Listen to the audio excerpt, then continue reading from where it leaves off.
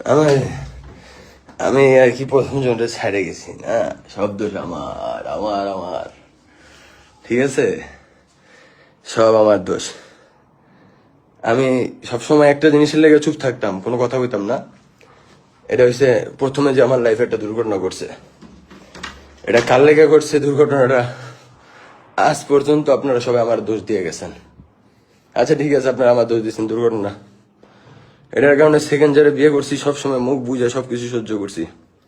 যার যার সাথে মিশছে বলেন, তিশা, পাশের বাসার ভাবি বলেন, ডিজিটাল কিচেন বলেন, কারোর কাছ থেকে মান সম্মান কিচ্ছু পাইনি ওর ব্যবহারের কারণে।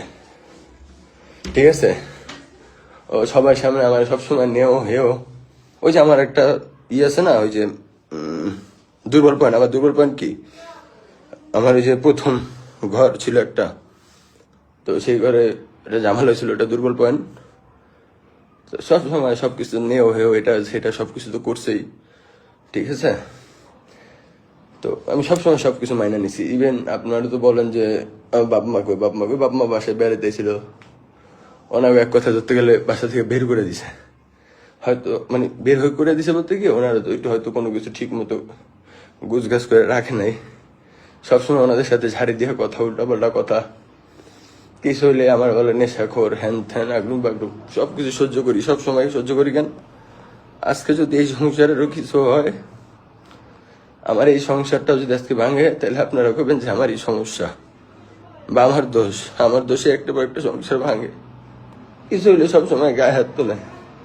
আচ্ছা আমি একটা পুরুষ রে ভাই, কতক্ষণ সহ্য করতে পারি যদি আমার গায়ে কেউ হাত তুলে? আমি জানি না আমি কতক্ষণ সহ্য করতে পারি। আমি কখনো 1 মিনিটের জন্য বাসা থেকে বাইরে না। কিছু হলে আমার নেশাখোর বানায় দেয়, এটা বানায় দেয়, আগে বারে গেছি এগুলা কয়, অনেক কিছু।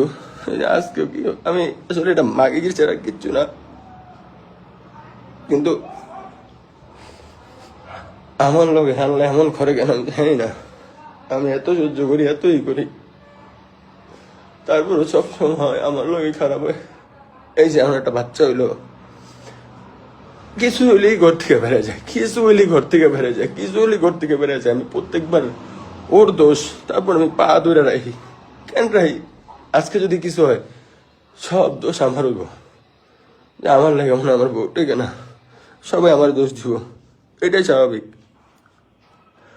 আমি যে কেন আবার বিয়ে করছি, আর মুখের ভাষা কেমন হইতে পারে সেটা তো আপনারা জানেনই, কারণ এর আগে আপনারা লাইভে তো দেখছেন এর মুখের ভাষা কেমন। আর একটা হাজবেন্ড কখন তার ওয়াইফের নামে লাইভে এসে সব কথা বলে, এটা তো আপনারা বুঝতেই পারতেছেন কতটা কষ্ট নিয়া, কতটা খারাপ লাগা নিয়া আপনাদের সামনে কথাগুলো বলতেছে। সবসময় আমার সাথে গ্যাস গ্যাস ব্যাস ব্যাস, আমার এটা মানে ঠাকুরের মতো ব্যবহার করে। আমার না কোনো একটা কাজ করতে দেয় না, কিছু হলে ঝগড়া করে, উল্টাপাল্টা কথা, মন মানসিকতা কিচ্ছু না।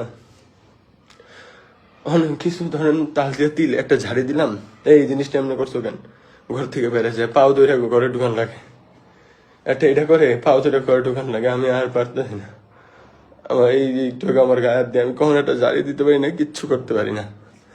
আমার গায়ে হাত দিয়ে আমার কি করছে, আমি আমি আমি এত কষ্ট করে এই সংসারটা সাজাইছি, আমার সুন্দর একটা ফিউচার ছিল, আমি এটা নষ্ট করে। দোষ আমারই, কারো দোষ না।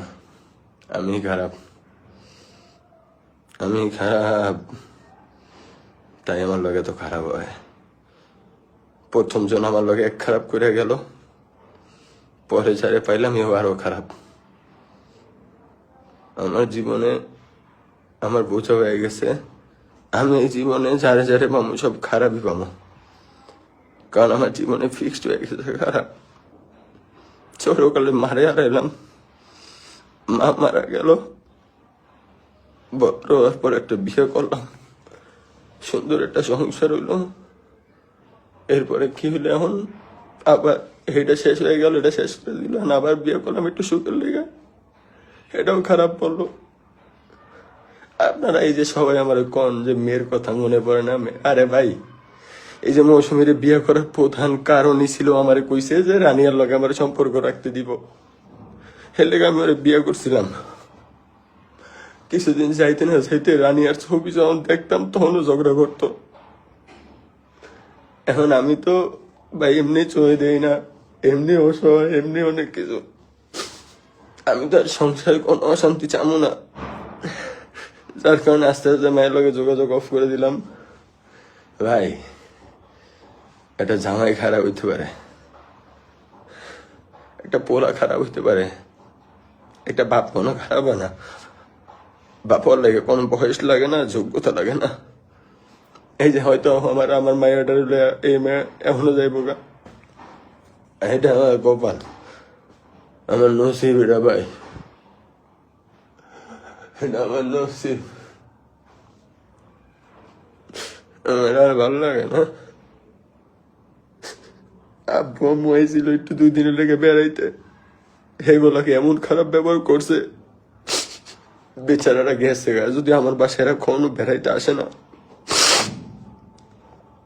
এমন ব্যবহার করছে, তারা গেছে গা বাসা থেকে। আমার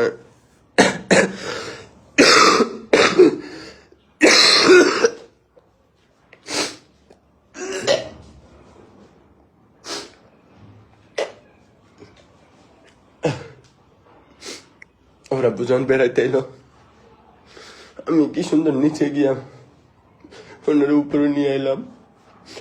আচ্ছা আপনারা ভাবেন একটা মানুষ কতটা জঘন্য লেভেল হইলে। আমাদের এই বেডরুমে একটাই টিভি, আমাদের এই পুরো ফ্ল্যাটে।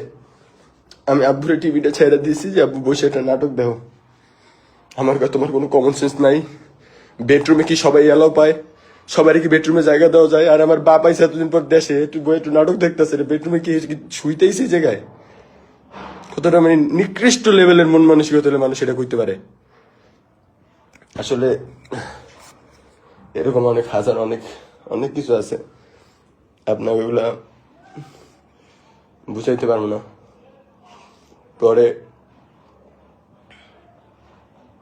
কি কমো আর কিছু কর নেই। আর আমি আর বিয়ের সাথে আমার লেগে না অনেক ভুল করে লাইছি। আবার কেউ এটা ভাইবেন না, এই কথাটা মনে রাখেন যে প্রথম জনকে ঠগাইছো না তাই এমন হয়েছে। প্রথম জনকে যে আমি ঠগাইছি, প্রথম জন কখনো কোথাও আপনাদের এটা বলে না, এটা সবসময় মাথায় রাখবেন। যাই হোক, ওকে নিয়ে আর না টানি, কারণ ওই সাবজেক্টটা শেষ, ওর মতো আছে। ও কিছুলি আমার কয়, আমি বলে ওর কথা হই, আমি গেছিল কথা হই কিছুলি। আরে ছেড়ি এখন প্রেম করতেছে, কদিন পর বিয়ে করবো, কি আমার একটুখানি টাইম আছে? হ্যাঁ, ওই সেরি এখন মাসাল আল্লাহ দিলে একটা ভালো জায়গায় গেছে, ওর কি আমার করার টাইম আছে? আমি আমার জায়গায় আছি, ওর জায়গায় আছে। মানে আমি যখনই কোনো প্রতিবাদ করতে নেই, ও হয় কি আমি বলি উল্টা পাল্টা করবো। যখনই আমার একটু মনটা খারাপ হয়ে যায়, ও এক্সের লগে তো মনে হয় কথা হয়েছে, নেশা করছিস তো মনে হয়, এর লেগে এমন করতে আসিস। কিছু বলে আমার লাগে মারামারি শুরু করে দেয়।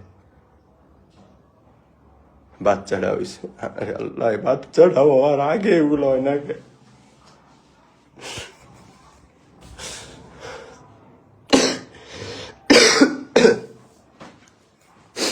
এইসব ভালো থাকেন। আমার মনে হয় না আমি আর অনলাইনে আসবো কখনো। বাই।